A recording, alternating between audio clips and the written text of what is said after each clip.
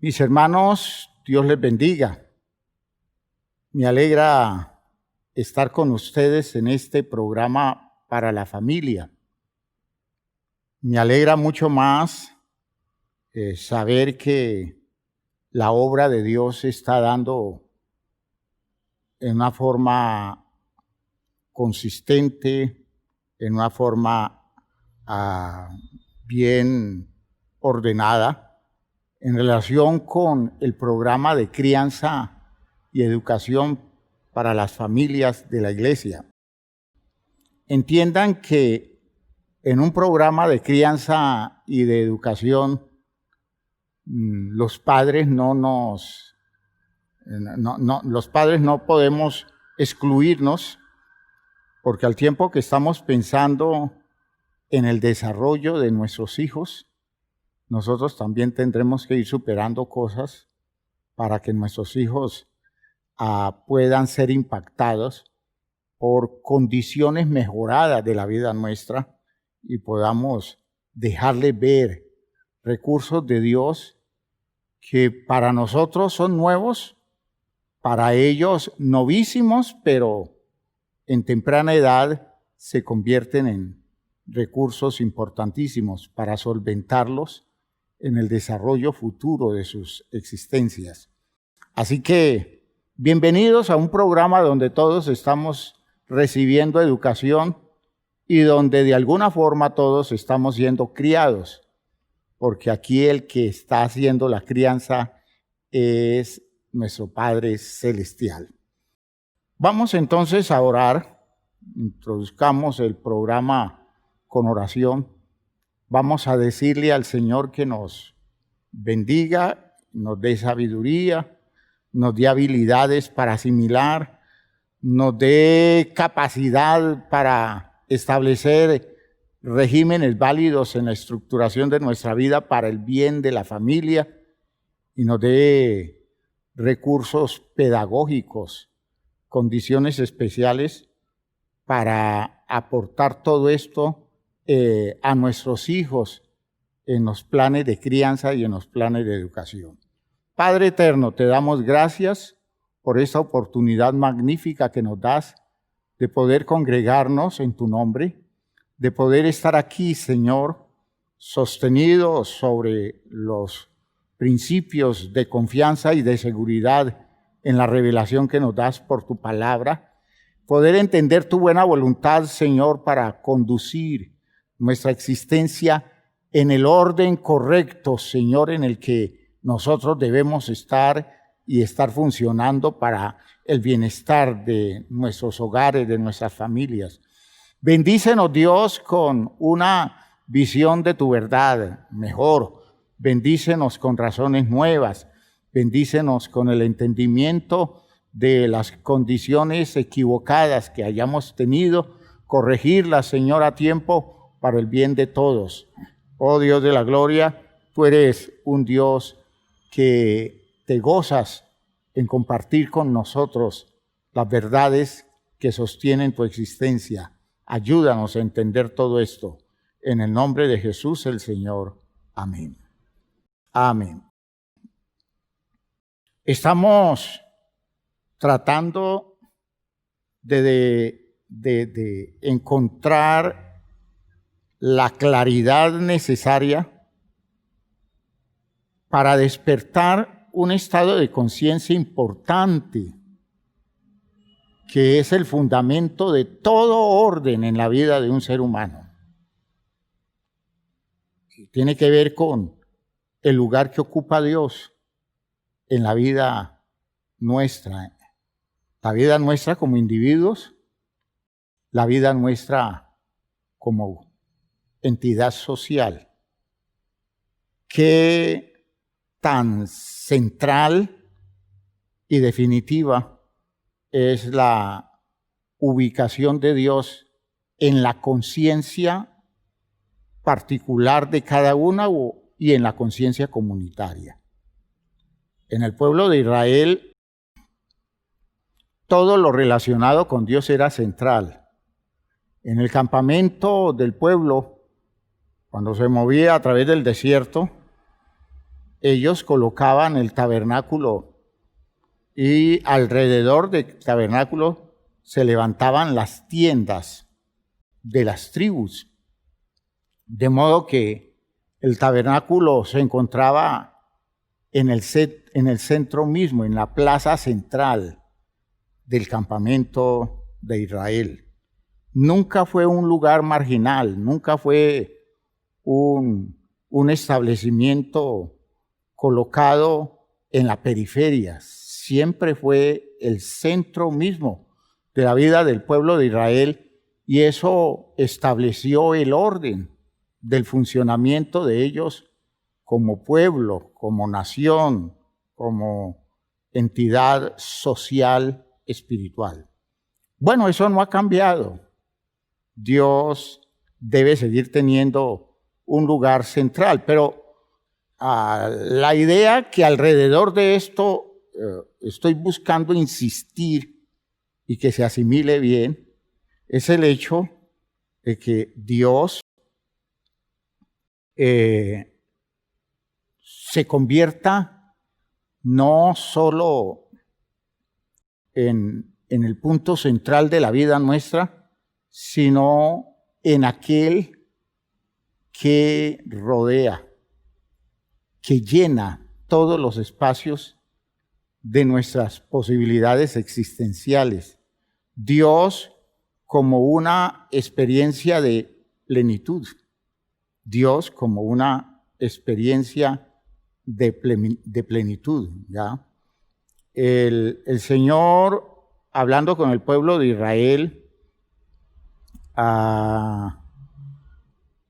en el texto de Zacarías decía, hablando de Jerusalén, en representación de la entidad espiritual de Israel, decía: yo seré para ella muro de fuego alrededor, y para gloria mía estaré en medio de ella.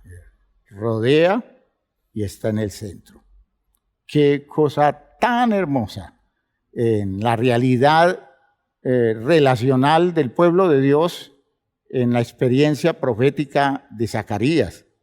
Yo seré para ella muro de fuego alrededor, y para gloria yo estaré en medio de ella, en el centro y rodeándolo todo. ¿Qué mejor ordenamiento puede haber en el establecimiento de Dios en relación con nuestra vida? Esas experiencias de plenitud, de la que hemos venido hablando y que decíamos originalmente se da en la experiencia con la madre, donde el niño se siente totalmente rodeado, protegido, asegurado, sustentado. El niño no tiene lugar de duda en relación con el hecho de que la mamá lo copa todo, la mamá lo puede todo, y decíamos nosotros, eso es una experiencia de Dios, y como experiencia de Dios se convierte en una condición de nostalgia en los procesos de la vida nuestra en el mundo, porque es ese sentimiento de haber vivido algo, de una realidad trascendente, de haber tenido algo incomparable y descubrir que no hay nada en la vida a lo largo de los años de existencia que se le parezca. De modo que crece la nostalgia, crece el anhelo, y en términos de revelación bíblica, alrededor de eso crece la esperanza, una gran esperanza, la esperanza de encontrarnos algún día en las mismas condiciones en las que las condiciones que se vivieron en esa etapa primera de la existencia, donde se pudo constatar el estado que produce una experiencia de plenitud. La plenitud que anhelamos, que buscamos y que encontramos nosotros actualmente en Dios. Y que no es bueno que esa primera experiencia no se alcance.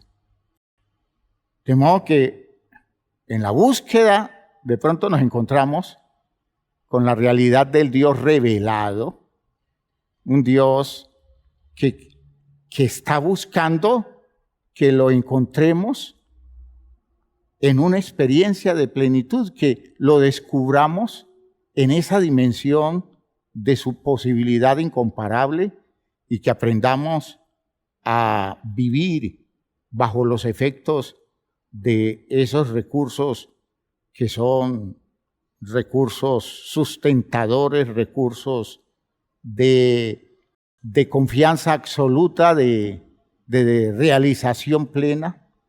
Por eso, como una aproximación a una experiencia de plenitud, les muestro este texto del Salmo número 139. Esos son textos que revelan demasiado a la mente de una persona que se descubre rodeada por Dios y tocada desde su centro vital por la realidad de un Dios que lo copa todo. Salmo 139, leamos los primeros versículos.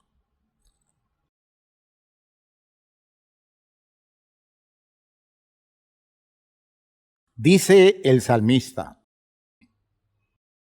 Oh Jehová, tú me has examinado y conocido. Tú has conocido mi sentarme y mi levantarme. Has entendido desde lejos mis pensamientos. Imaginen ustedes qué percepción tiene el salmista de todos esos espacios que copa Dios, de todos esos territorios que inunda Dios. Has escudriñado mi andar y mi reposo. Todos mis caminos te son conocidos. Pues aún no está la palabra en mi lengua, y he aquí, Jehová, tú las sabes todas. Detrás y delante me rodeaste, y sobre mí pusiste tu mano. Tal conocimiento es demasiado maravilloso para mí. Alto es, no lo puedo comprender. El hecho de que no lo comprenda no quiere decir que no lo disfrute, ¿ya? Que no lo aprecie, que no se sienta un ser privilegiado. De hecho, alrededor de esto pueden haber muchas posturas en función del estado moral y espiritual de las personas. Pero en la experiencia del salmista, el salmista dice es que eso para mí es maravilloso. Para mí eso es extraordinario. Otro diría, eso para mí es abrumador. Es sentirme todo el tiempo acosado por alguien que lo copa todo y que tiene el dominio de todos los espacios de mi vida. Eso a mí me hace sentir asfixiado, eso me hace sentir como acorralado. Eso tiene que ver con condiciones interpretativas que más o menos desnudan estados afectados de la vida. Este salmista, al contrario, se ve maravillado, porque eso es lo que busca Dios, sorprendernos y hacernos sentir seguros en ese territorio de su presencia absoluta que lo cubre todo en la vida nuestra. ¿A dónde me iré de tu espíritu?, dice él. ¿Y a dónde huiré de tu presencia? Si subiere a los cielos, allí estás tú. Y si en el Seol hiciere mi estrado, he aquí, allí tú estás. Si tomare las alas del alba y habitar en el extremo del mar, aún allí me guiará tu mano y me asirá tu diestra. Si dijere, ciertamente las tinieblas me encubrirán, aún la noche resplandecerá alrededor de mí, aún las tinieblas no encubren de ti, y la noche resplandece como el día. Lo mismo te son las tinieblas que la luz. Bueno, ¿cómo hacer para que Dios no llegue a todos los lugares posibles de la ubicación de nuestra existencia? Esa es una experiencia de plenitud. Esa es una experiencia de plenitud, magnífica experiencia que para nosotros representa a una poderosa experiencia espiritual que nos ubica en el territorio de la vivencia de Jesús el Señor, vivencia que Él nos transmitió de muchas maneras, confirmando la validez de ideas como las que estoy mencionando. Por eso, Dios para nosotros debe llegar a representar una poderosa experiencia de plenitud, y eso no solo para nuestros hijos, sino para la vida nuestra, que está tan fragmentada en manejos religiosos tan empequeñecidos que nos impiden entender qué tan poderoso y suficiente es Dios como realidad de plenitud que copa todas las posibilidades, todas las expectativas, todos los espacios de necesidad de nuestra vida.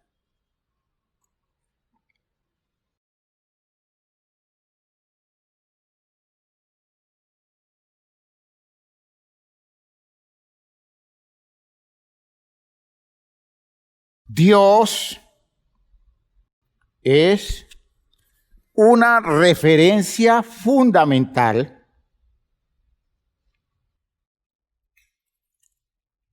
en la formación del orden existencial de la vida de cualquier ser humano.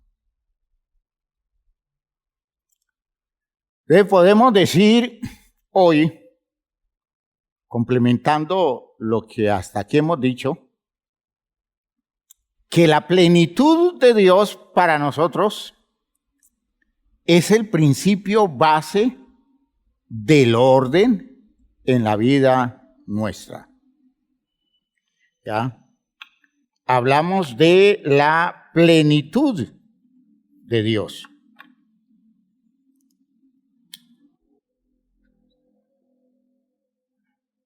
Plenitud de Dios. Es decir, una experiencia de plenitud, donde Dios represente ese nivel de plenitud, es la experiencia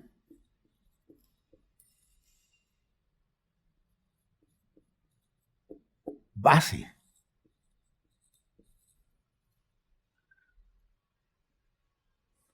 del orden.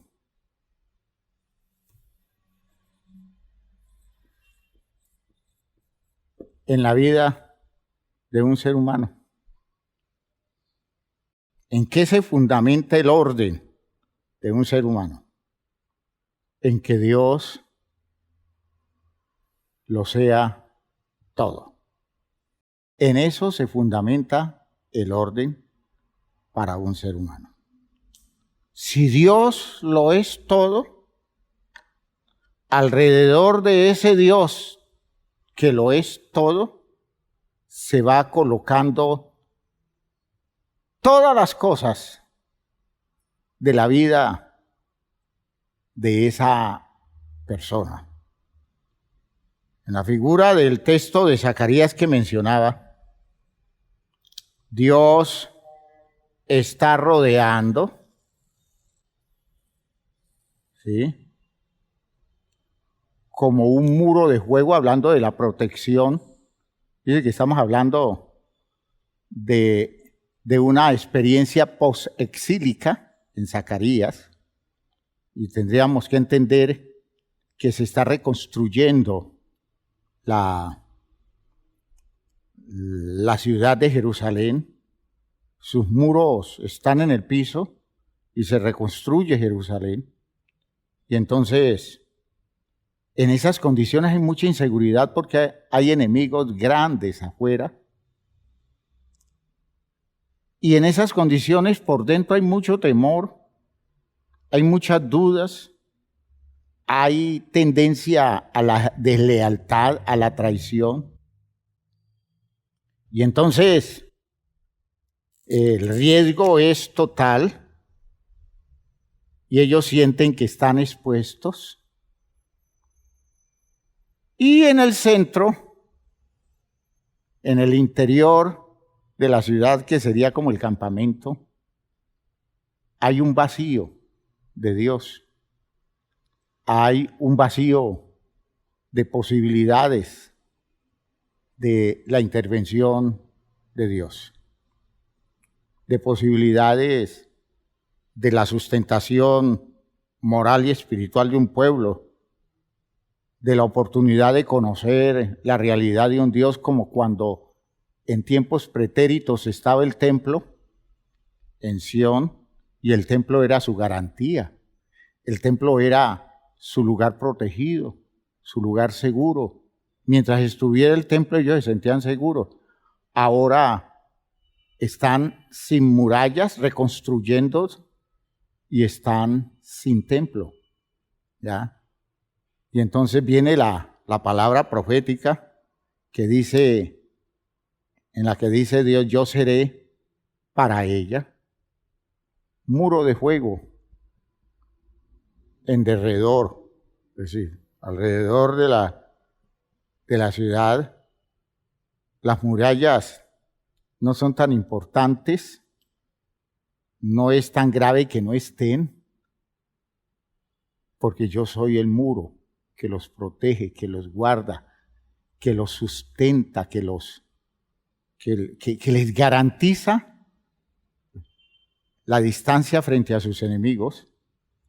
Seré muro de fuego alrededor y para gloria estaré en medio de ella. Aquí está Jehová.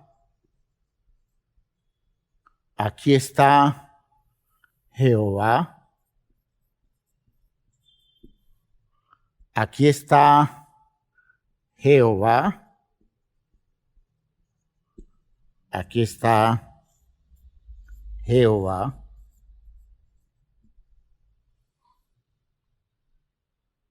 Jehová es garantía para hacer a Jerusalén inexpugnable, y aquí está Jehová.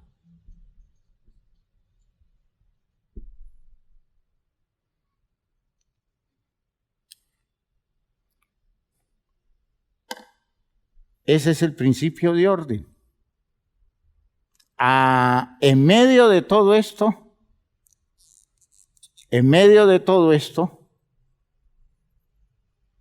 está el pueblo. En toda esta zona está el pueblo.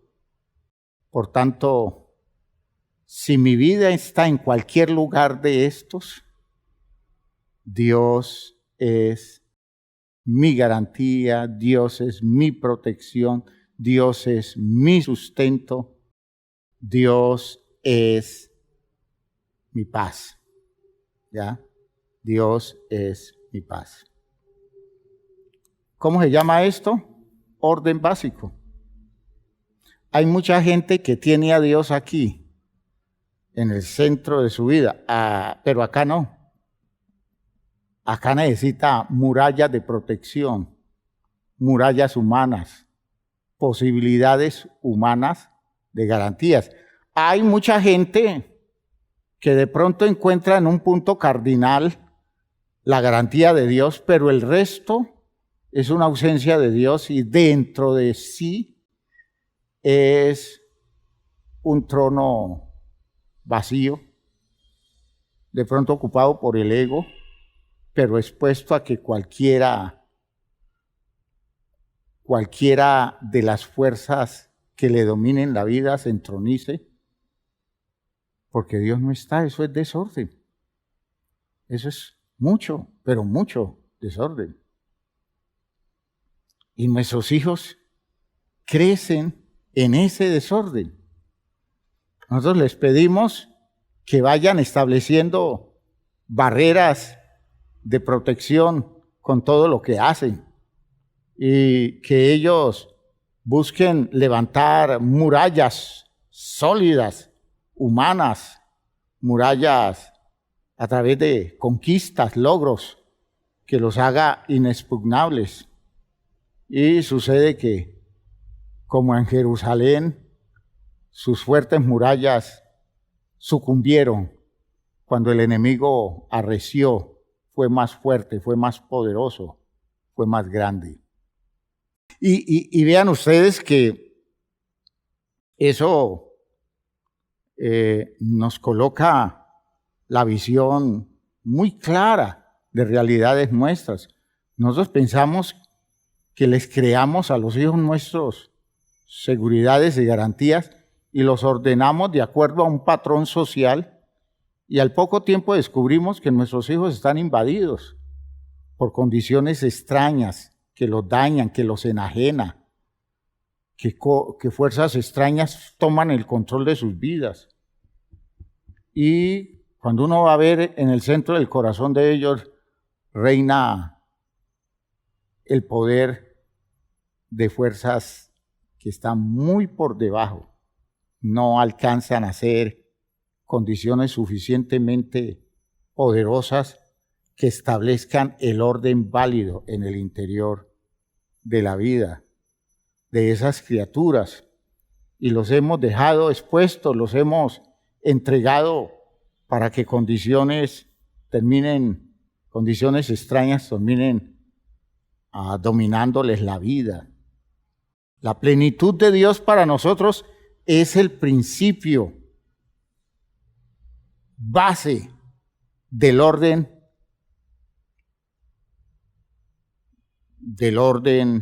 en la vida, ¿ya? Es el principio, experiencia o principio base, ¿ya?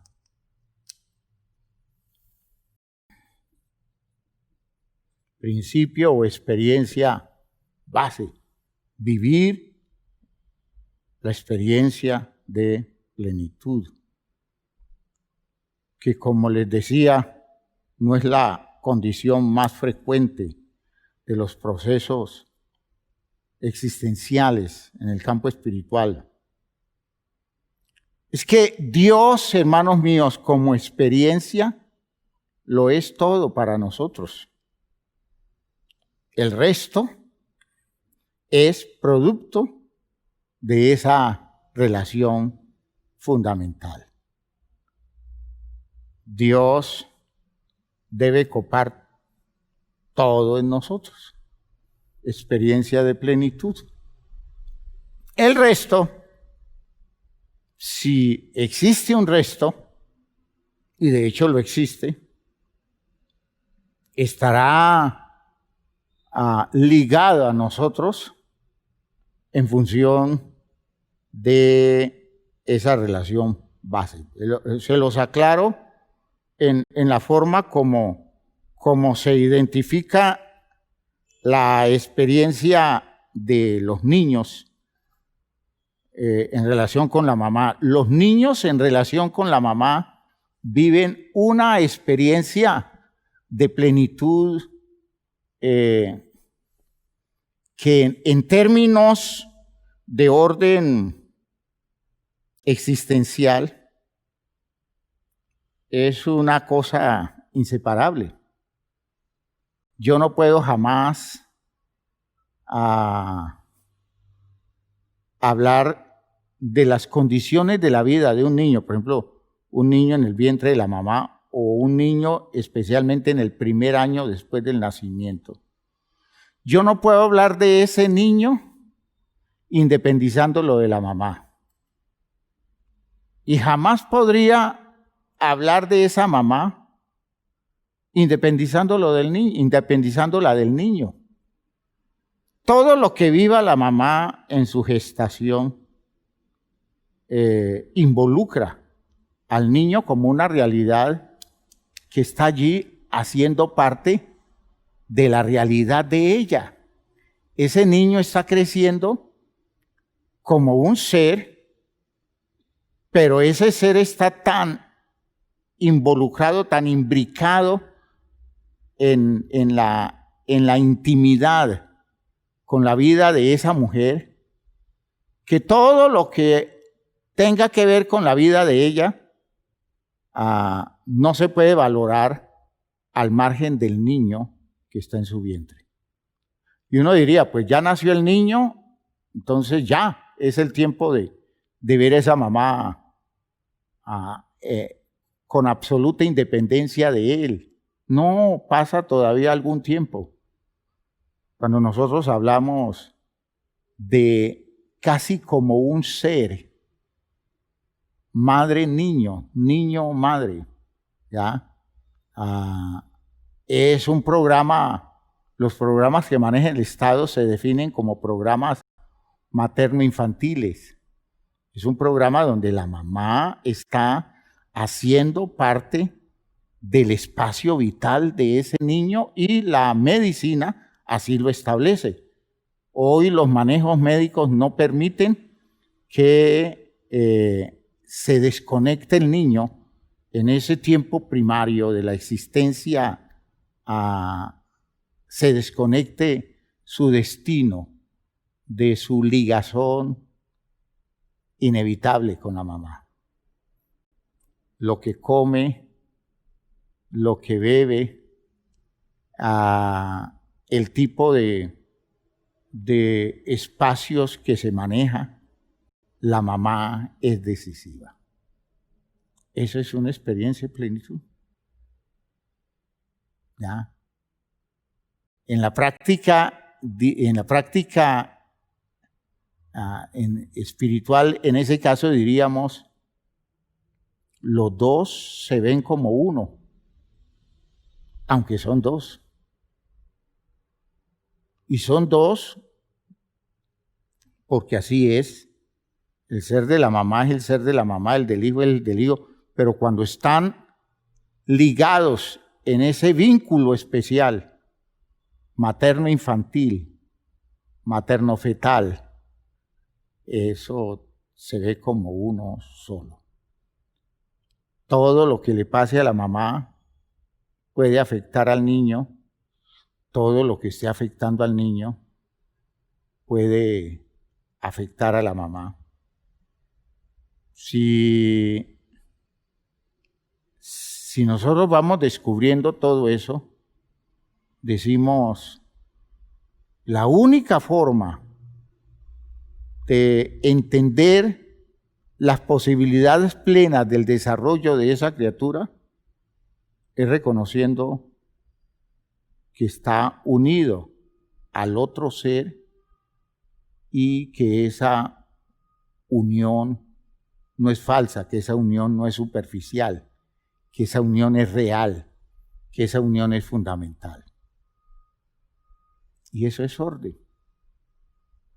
Eso es orden. Así que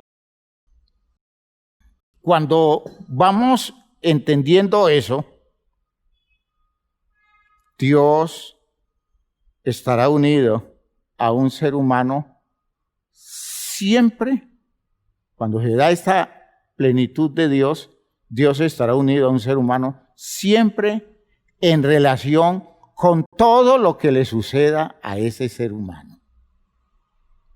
Si ese ser humano está experimentando una condición de quebrantamiento, ese ser humano vive ese quebrantamiento unido a Dios. Si ese ser humano está experimentando unas condiciones de plena realización, lo está viviendo unido a Dios. si ese ser humano se enferma y en su enfermedad entra en agonía, esa agonía la está viviendo unido a Dios. ¿Ya? Nada se vive al margen de ese espacio de plenitud. ¿Ya? Detrás y delante me rodeaste y sobre mí pusiste tu mano, dice el Salmo 139. Entonces, cuando nos vamos encontrando con todo esto, hermanos, ese es el sentido del orden más extraordinario, porque todo lo otro termina organizándose alrededor de esa relación establecida. Todo lo otro, ¿ya?, se organiza alrededor de esa relación establecida. Por eso, sobre esta base y con este criterio, es que uno puede entender la interpretación del mandamiento base de la ley, ¿sí? ¿Recuerdan ustedes el mandamiento base de la ley en Deuteronomio? En el capítulo 6, Deuteronomio 6. Miren ustedes en qué consiste este texto base. ¿Ya? Deuteronomio 6.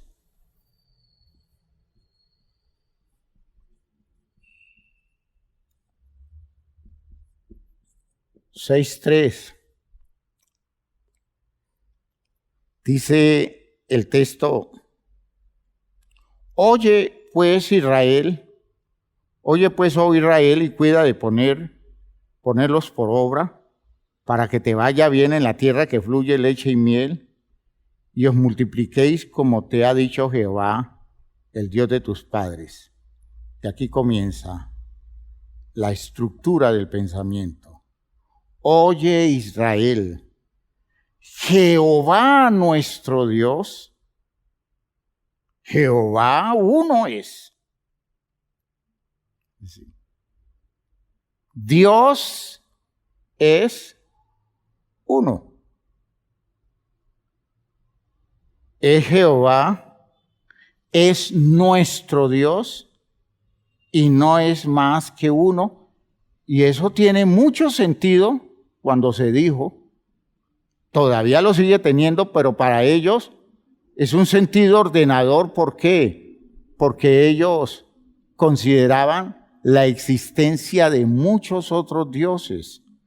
Recuerden que ellos en esa época apenas están recibiendo la revelación de un Dios que existe en medio de muchos otros dioses, y entonces ellos descubren que el Dios de ellos es único en su particularidad en medio de muchos otros dioses.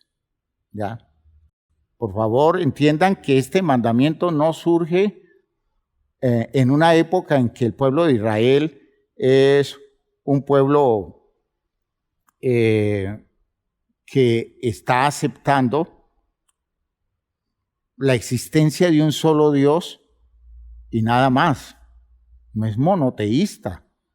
El pueblo de Israel de aquel entonces es un pueblo politeísta, cree en muchos dioses, pero tiene una visión clara del Dios de ellos, del Dios que los escogió a ellos, del Dios que los estableció, que los creó a ellos, que los ha guiado, y están aprendiendo a conocer ese Dios y descartando los otros dioses. Y entonces el primer mandamiento se establece con ese criterio, y es un criterio de orden. Y yo creo que en un niño, como en un adulto, pero especialmente en un niño, es un principio ordenador. Usted tiene un Dios, es único. No hay otros dioses. En ese caso le están diciendo, usted no tiene para usted y en relación con usted otros dioses. Y el Dios suyo es único y suficiente.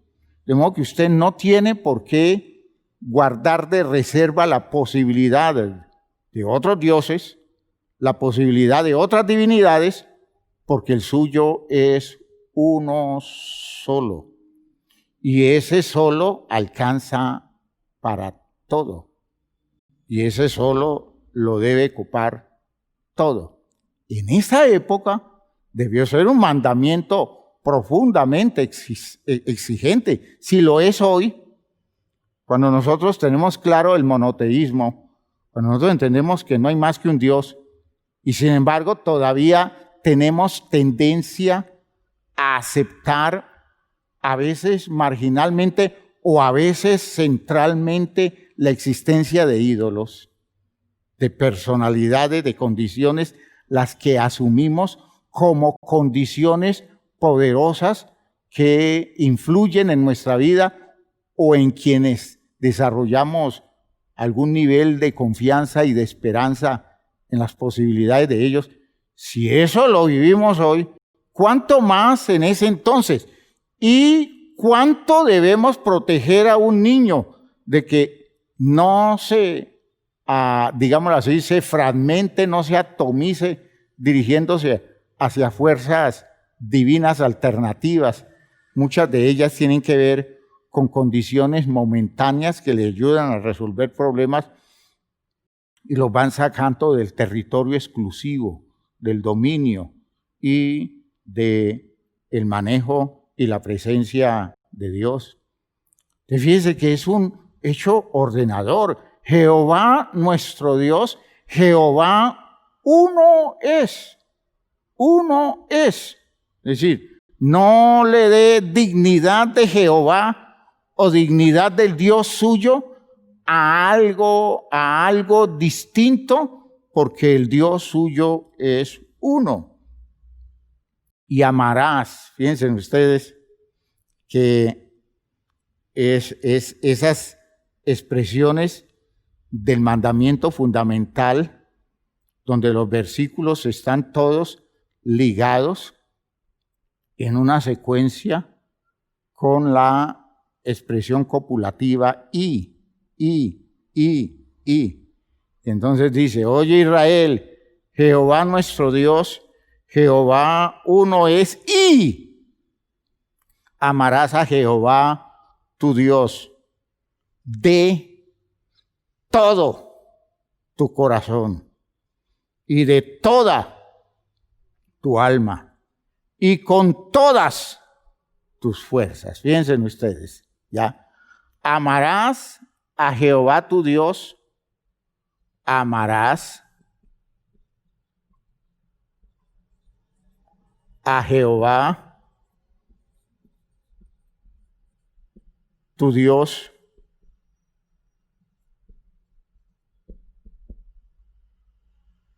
primero de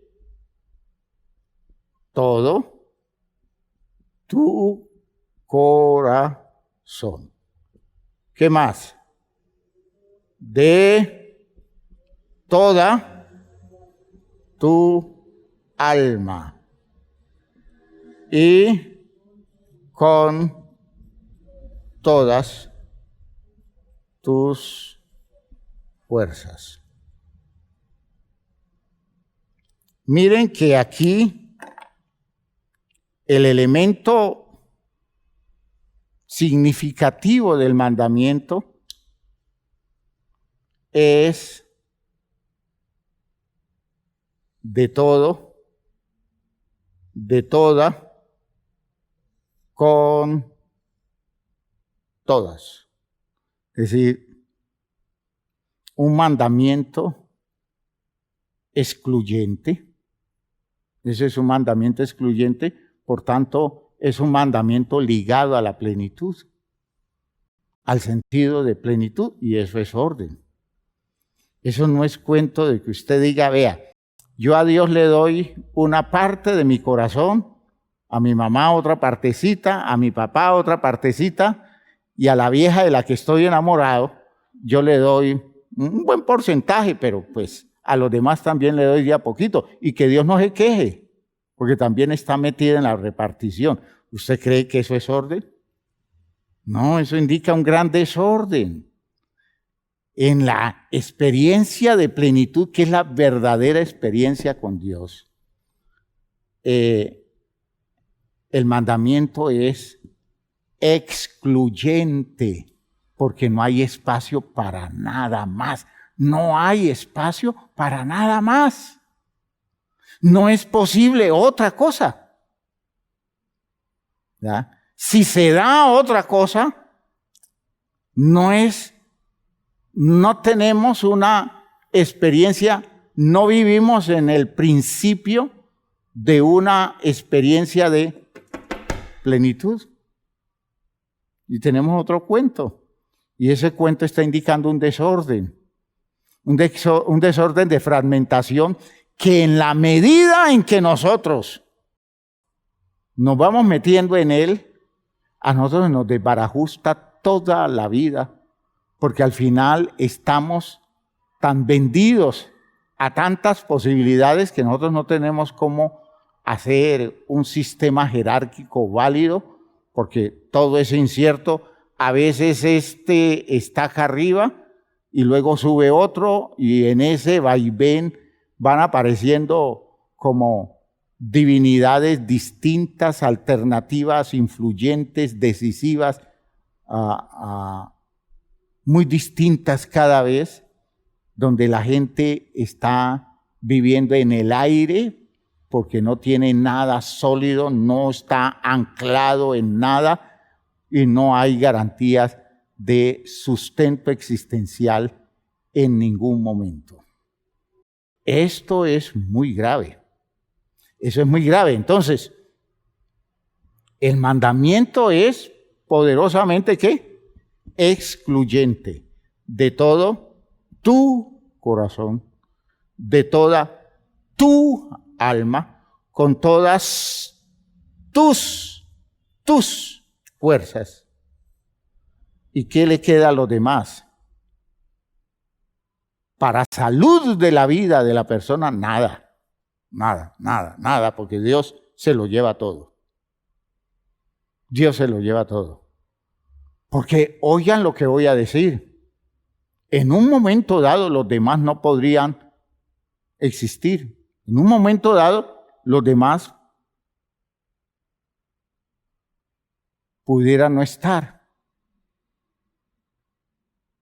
Y sin embargo, la presencia de Dios lo llena todo. ¿Ya? La presencia de Dios lo llena todo. Pero se tiene que dar la experiencia. Eso no es cosa de decir, no, es que Dios es el todo, cuando en la práctica no lo es. Y cuando nos damos cuenta que Dios no lo es todo, cuando vivimos el déficit o vivimos la deserción de algunos, cuando vivimos esa experiencia de la insuficiencia de la presencia de algunos que se ausentan, y eso nos descompensa la vida. Entonces, ¿de dónde se puede descompensar mi vida si alguien se me va, si Dios lo copa todo? Pero aquí está un problema nuestro estructural, y es que lleguemos a tener esa experiencia de plenitud, de modo que el único que no nos puede faltar, oigan hermanos, el único que no nos puede faltar jamás, es Dios. El único que no puede decirnos a nosotros, yo no estoy contigo, es Dios. El único que no puede renunciar a nosotros definitivamente es Dios. ¿Por qué?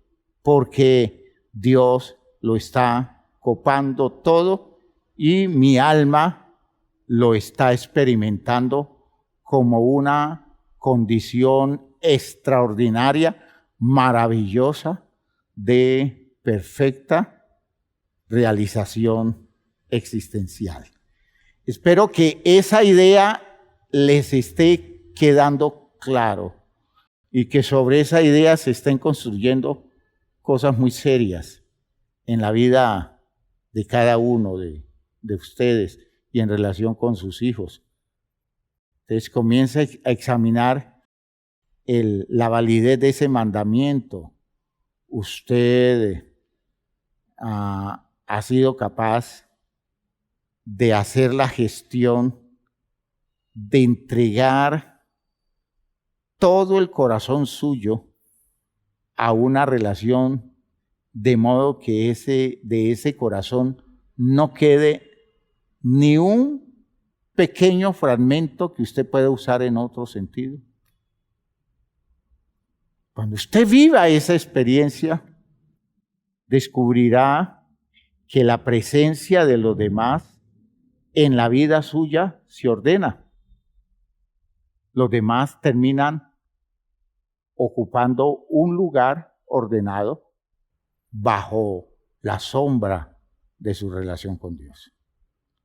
Y la relación con Dios le va a entregar espacios de bienestar a sus otras relaciones, como al mismo tiempo lo va a librar a usted de soltarle espacios relacionales a lo que no tiene sentido que usted le entregue espacios relacionales.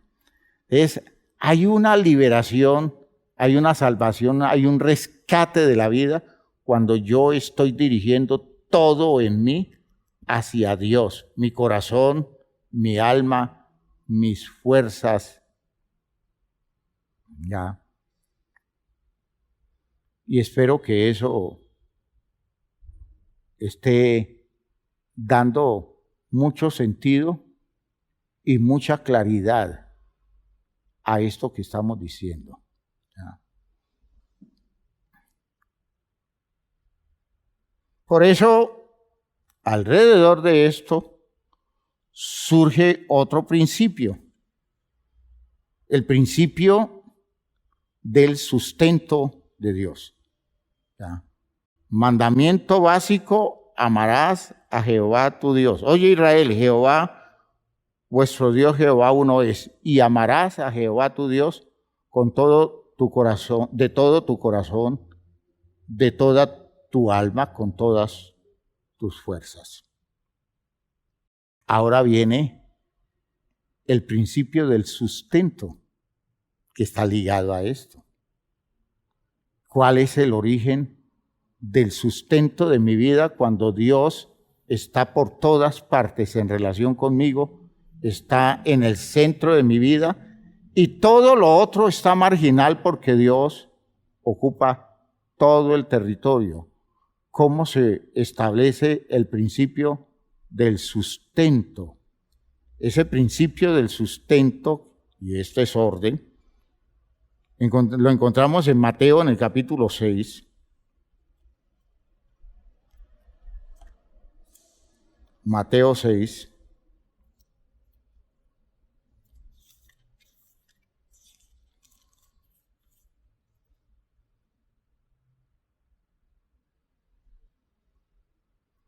Fíjense ustedes que Jesús está hablando de una experiencia de plenitud y establece el principio de plenitud para hablar del sustento de un ser humano que vive una experiencia de plenitud con Dios. Por tanto digo, Mateo 6:25, por tanto os digo, no os afanéis por vuestra vida, qué habéis de comer o qué habéis de beber, ni por vuestro cuerpo, qué habéis de vestir. ¿No es la vida más que el alimento y el cuerpo más que el vestido? Principio de sustento en la experiencia de plenitud. Mirad las aves del cielo, que no siembran, ni ciegan, ni recogen en graneros, y vuestro Padre Celestial las alimenta. Imaginen ustedes las aves viviendo la experiencia de plenitud. Ya, vuestro Padre las alimenta. ¿No valéis vosotros mucho más que ellas? ¿Y quién de vosotros, por mucho que se afane, podrá añadir a su estatura un codo?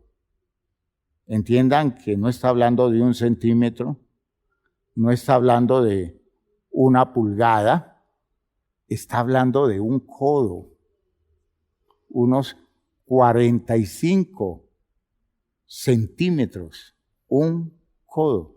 ¿Quién por mucho que se afane podrá añadir a su estatura 1 codo?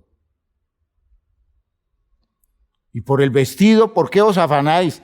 Considerad los lirios del campo, cómo crecen. No trabajan, ni hilan, pero os digo que ni aun Salomón, con toda su gloria, se vistió como uno de ellos. Y si la hierba que hoy es, si la hierba del campo que hoy es, y mañana se echa en el horno, Dios la viste así, ¿no hará mucho más de vosotros, más a vosotros, hombres de poca fe? No os afanéis pues diciendo, ¿qué comeremos? ¿O qué beberemos? ¿O qué vestiremos? Porque los gentiles buscan todas esas cosas, pero vuestro Padre Celestial, experiencia de plenitud, vuestro Padre Celestial sabe que tenéis necesidad de todas estas cosas. Mas buscad primeramente el reino de Dios y su justicia. Es decir, dedíquense a buscar el espacio donde Dios tenga plena expresión en la vida de ustedes. Ese es el reino de Dios, donde Dios tenga libertad de expresarse en la vida de ustedes. Busquen primeramente que Dios se exprese en la vida de ustedes y que toda esa justicia de las posibilidades de Dios en ustedes se dé, y todas esas cosas, comida, bebida, vestido, ¿qué dice él? Os serán añadidas. ¿Ya? Todas esas cosas os serán añadidas. Así que, dice Jesús, no os afanéis por el día de mañana, porque el día de mañana traerá su afán. Basta cada día su propio mal.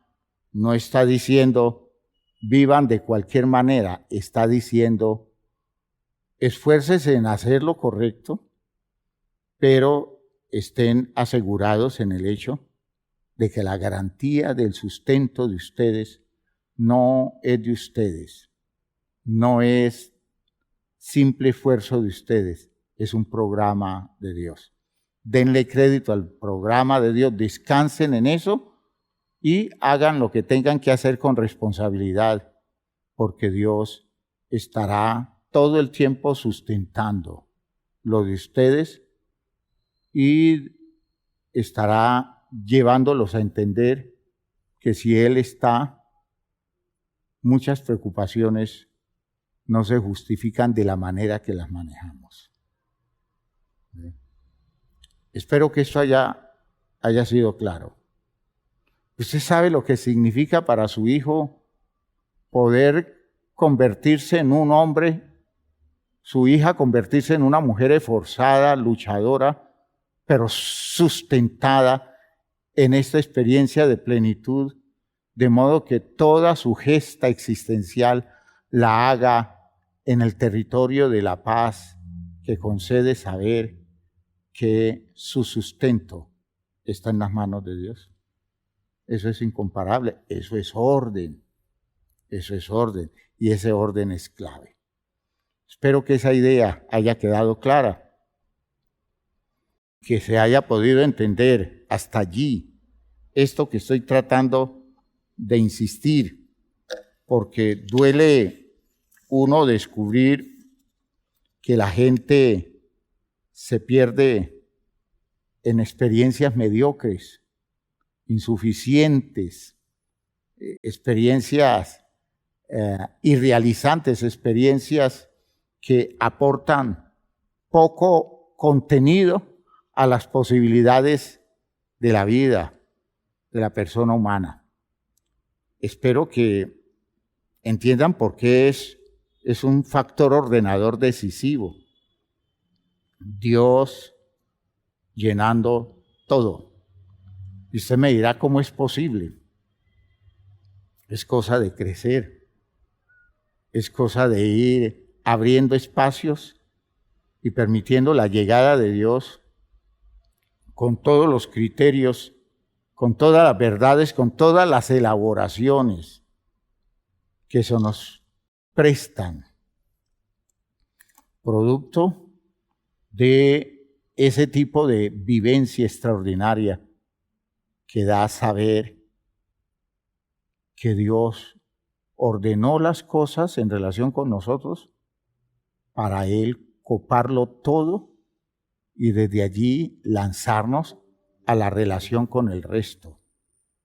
De modo que en ese binomio indivisible, Dios, persona, Dios, nosotros, en ese binomio se encuentren todas las posibilidades de relación con lo que a mi alrededor encuentre y yo pueda entonces darme cuenta que esas relaciones con mi entorno se vuelvan una poderosa experiencia salvadora, porque Dios está copando todos los territorios y desde ese encuentro Dios conmigo, mi relación con los otros siempre será realizante. Que Dios nos ayude, que Dios nos bendiga, que Dios nos abra la mente para visualizar esto de una manera objetiva. Y ustedes dirán, el hermano está insistiendo mucho en esto. Pues bueno, entiendan, esto es clave.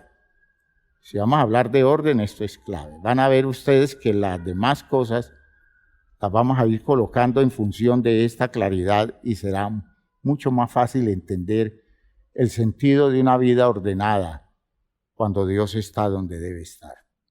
Padre eterno, te damos gracias por esto que nos has permitido entender hoy, por esta oportunidad que hemos tenido de encontrarnos con la bendición de tu palabra y sustentados con tu verdad.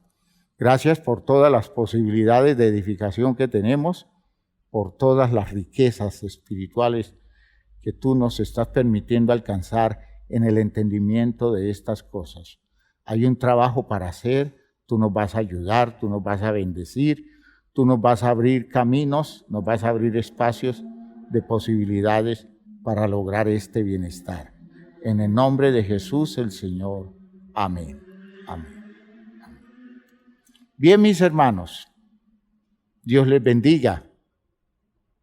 Insisto, hay mucho trabajo para hacer, pero hay mucho poder de Dios para que ese trabajo se haga y tenga un feliz resultado, tenga aplicaciones reales en las posibilidades del desarrollo de nuestra vida. Que Dios los bendiga, confíen, no se angustien, sepan que pasos se van dando lentamente hasta llegar a la meta.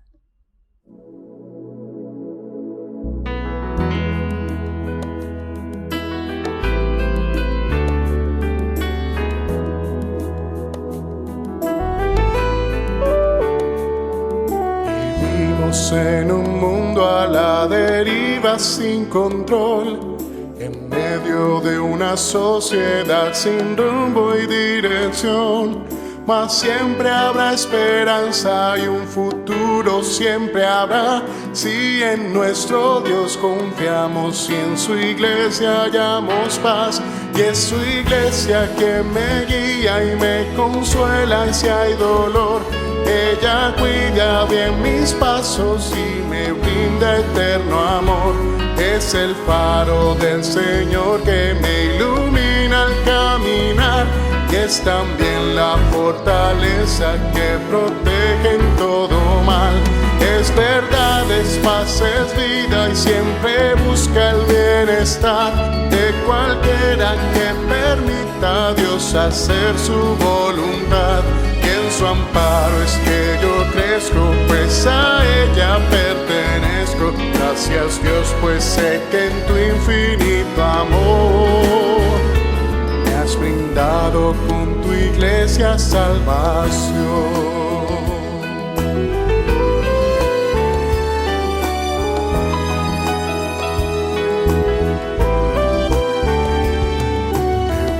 es entender lo que la iglesia puede hacer, cuando a través de ella Dios nos muestra su poder. Y es tiempo de que todos seamos focos de su amor, para ser en nuestro mundo parte de la solución.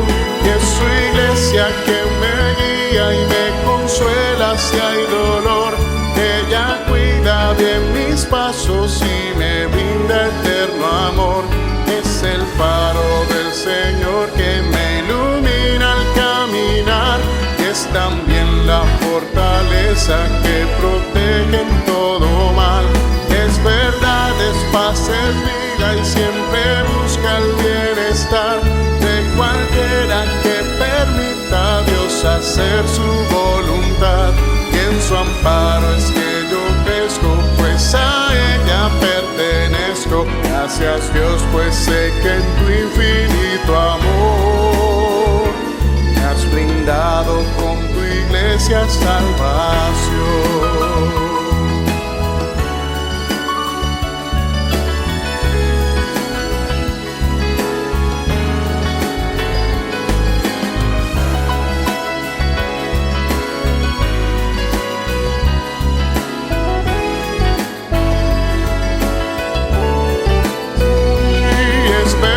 Es paz, es vida y siempre busca el bienestar de cualquiera que permita a Dios hacer su voluntad. Y en su amparo es que yo crezco, pues a ella pertenezco. Gracias Dios, pues sé que en tu infinito amor me has brindado con tu iglesia salvación.